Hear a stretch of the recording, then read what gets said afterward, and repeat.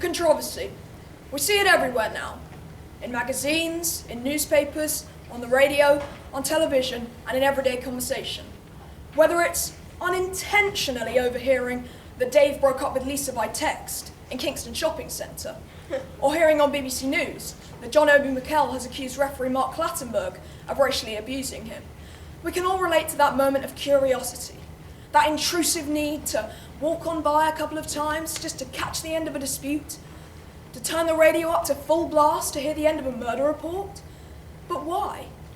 Why are we such inquisitive, prying individuals that we just can't stand to not be in the know? And why is today's media now fueled by this controversy? Let's first analyse the not-so-beautiful game that is football.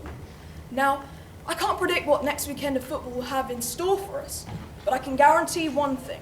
Whether it be a commentator on a gantry, a hard-pressed hack in a windswept press box, or a washed-up former player in a nice shirt and tie sitting on the match of the day sofas.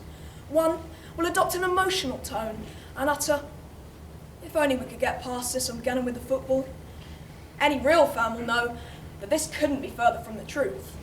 This is what we can't get enough of. We thrive off this, and apparently the more extreme and ludicrous, the better. This seems to have established its own entertainment branch. In fact, when a radio commentator says, "This is not what we want to see," we immediately go looking for a television, because that's precisely what we do want to see. Things going wrong. It doesn't stop there, though. Just when we thought we'd seen the end of football scandals, up pops a fresh one. A referee abusing a player? Surely not. However, having tolerated abuse at the top of the game for years, football now finds itself in a world of isms, having to identify which form of abuse is acceptable and which isn't. Clattenburg may have a haircut more suited to a 90s boy band and isn't exactly a stranger from the spotlight, but nevertheless, any referee who repaid even a fraction of the abuse they received would be handing in a resignation immediately.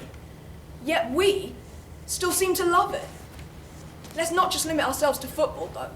The worldwide media, which each and every single one of you will view in one way or another each and every single day, is run on controversial happenings. Celebrities. How can you be one nowadays without being involved in some sort of scandalous event? But this isn't right. We shouldn't be snooping for scandal. In fact, newspaper journalists seem to struggle to find a nice word to say about anyone nowadays. Yet we still seem to love it. Newspapers should give us a chance to embrace the wonderful things that happen to us and others. I can understand some negative points here and there, but why does it all have to be like it is?